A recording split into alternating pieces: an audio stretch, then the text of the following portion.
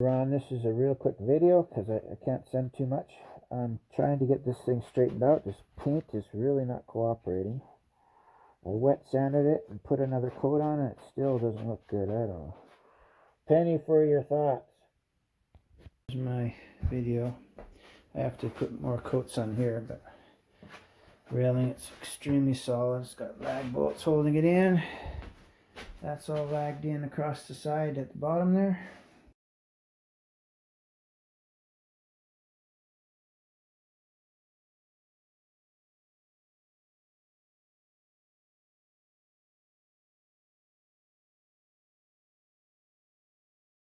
Well, things are coming along. Got the door in. I still have to trim around it, but it's really cool. I put these are pulls from a Toyota, but it looks really nice. It does a nice job and it opens and closes beautifully.